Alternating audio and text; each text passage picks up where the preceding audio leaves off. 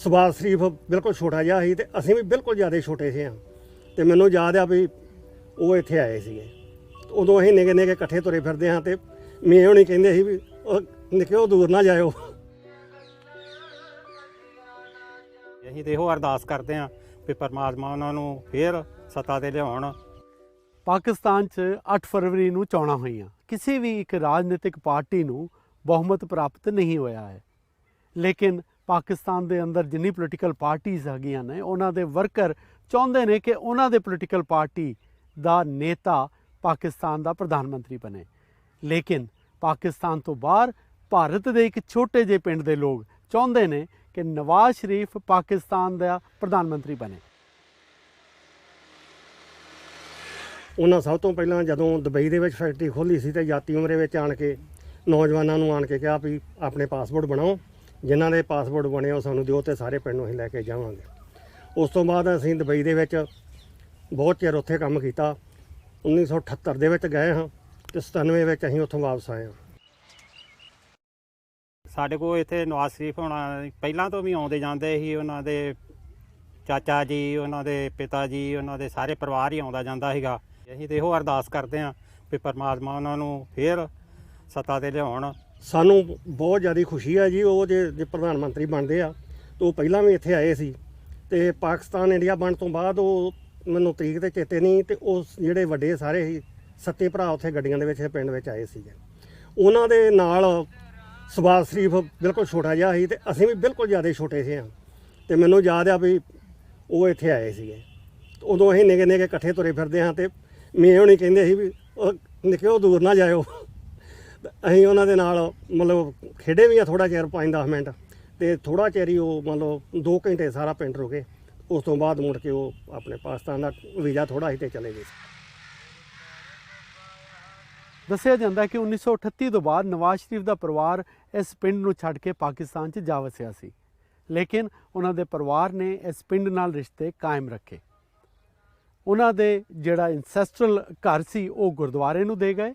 ਉਹਨਾਂ ਦੇ ਪਰਿਵਾਰ ਦੇ ਬਜ਼ੁਰਗਾਂ ਦੀ ਮਜ਼ਾਰਾਂ ਵੀ ਇੱਥੇ ਬਣੀਆਂ ਹੋਈਆਂ ਹਨ। ਅੱਗੇ ਸਾਡਾ ਗੁਰਦੁਆਰਾ ਸੀ, ਪਿੱਛੇ ਉਹਨਾਂ ਦਾ ਪਸ਼ਤੈਨੀ ਘਰ ਸੀ।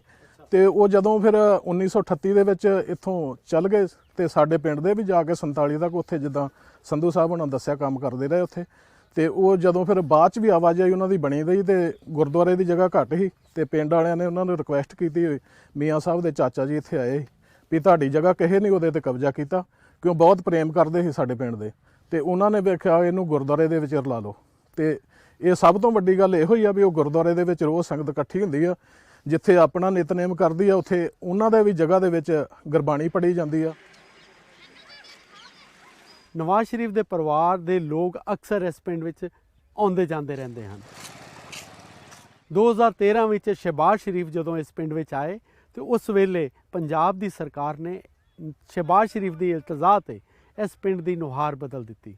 ਇਸ ਪਿੰਡ ਨੂੰ ਚਾਰੋਂ ਪਾਸਿਓਂ ਪੱਕੀਆਂ ਸੜਕਾਂ ਦਿੱਤੀਆਂ ਗਈਆਂ, ਟੈਂਕੀ ਬਣ ਗਈ, ਸਟੇਡੀਅਮ ਬਣ ਗਿਆ, ਹੋਰ ਵੀ ਜਿਹੜੀਆਂ ਜ਼ਰੂਰਤ ਦੀਆਂ ਚੀਜ਼ਾਂ ਸੀ ਇਸ ਪਿੰਡ ਨੂੰ ਦਿੱਤੀਆਂ ਗਈਆਂ। 2013 'ਚ ਜਦੋਂ ਪਰਿਵਾਰ ਇੱਥੇ ਸ਼ਹਿਬਾਜ਼ ਜੀ ਆਏ ਸੀ, ਉਦੋਂ ਪੰਜਾਬ ਸਰਕਾਰ ਨੇ ਮਜ਼ਾਰ ਇੱਥੇ ਪਹਿਲਾਂ ਬਣਵਾਈ ਸੀ। ਉਹ ਮਜ਼ਾਰ ਬਹੁਤ ਛੋਟੀ ਸੀ।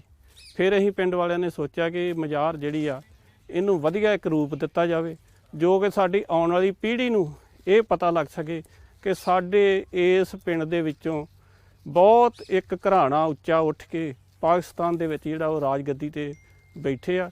ਜਦੋਂ ਸ਼ਹਿਬਾਜ਼ ਜੀ ਇੱਥੇ ਆਏ ਨੇ ਉਸ ਸਮੇਂ ਸਰਕਾਰ ਜਿਹੜੀ ਪੰਜਾਬ ਦੀ ਸੀ ਉਹਨਾਂ ਨੇ ਬਹੁਤ ਖੁੱਲ੍ਹੀਆਂ ਗਰਾਂਟਾਂ ਪਿੰਡ ਨੂੰ ਦਿੱਤੀਆਂ। ਕਾਫੀ ਜ਼ਿਆਦਾ ਇਸ ਪਿੰਡ ਦਾ ਵਿਕਾਸ ਹੋਇਆ। ਇੱਕ ਸਕੂਲ ਦੀ ਸਾਡੇ ਘਾਟ ਆ, ਬਾਕੀ ਤੇ ਬਹੁਤ ਉਹਨਾਂ ਡਿਵੈਲਪਮੈਂਟ ਕਰਾਈ ਆ। ਪਿੰਡ ਨੂੰ ਇੱਕ ਪਾਣੀ ਵਾਲੀ ਵਾਟਰ ਟੈਂਕ ਆ ਜਿਹੜਾ ਸਪੈਸ਼ਲੀ ਆ ਸਾਡੇ ਪਿੰਡ ਦਾ, ਕਿਸੇ ਨਾਲ ਕਨੈਕਟ ਨਹੀਂ ਗਾ ਉਹਦਾ। ਸਟੇਡੀਅਮ ਉਹਨਾਂ ਨੇ ਬਣਾਇਆ, ਬਹੁਤ ਡਿਵੈਲਪਮੈਂਟ ਹੋਈ ਆ। ਪਰ ਇੱਕ ਸਕੂਲ ਦੀ ਘਾਟ ਆ ਸਾਡੇ ਬੱਚਿਆਂ ਵਾਸਤੇ। ਕੋਈ ਸਕੂਲ ਵੱਡਾ ਇੱਥੇ ਜੋ ਕੋਈ ਯੂਨੀਵਰਸਿਟੀ ਲਾਗੇ ਬੰਨੇ ਬਣੇ ਤੇ ਉਹਦੇ ਵਿੱਚ ਜਿਹੜੇ ਬੱਚੇ ਹਾਈ ਐਜੂਕੇਸ਼ਨ ਲੈ ਕੇ ਤੇ ਆਪਣਾ ਭਵਿੱਖ ਸੁਧਾਰ ਸਕਣ। ਨਵਾਜ਼ ਸ਼ਰੀਫ ਨੇ ਆਪਣੇ ਲਾਹੌਰ ਵਾਲੇ ਘਰ ਦਾ ਨਾਂ ਜਾਤੀ ਉਮਰਾ ਰੱਖਿਆ ਹੈ। ਉਸ ਜਾਤੀ ਉਮਰਾ ਦਾ ਇੱਥੇ ਦੇ ਜਾਤੀ ਉਮਰਾ ਦੇ ਦਰਮਿਆਨ ਲਗਭਗ 90 ਕਿਲੋਮੀਟਰ ਦਾ ਫਾਸਲਾ ਹੈ। ਹੁਣ ਪਿੰਡ ਵਾਲੇ ਚਾਹੁੰਦੇ ਹਨ ਇੱਕ ਵਾਰੀ ਫੇਰ ਤੋਂ ਸਰਕਾਰ ਬਣੇ, ਨਵਾਜ਼ ਸ਼ਰੀਫ ਫੇਰ ਤੋਂ ਆਉਣ ਔਰ ਇਹਨਾਂ ਦੇ ਪਿੰਡ ਦੀਆਂ ਬਾਕੀਆਂ ਸਮੱਸਿਆ ਦਾ ਵੀ ਹੱਲ पाकिस्तान का प्रधानमंत्री भारत को कह के करवावे।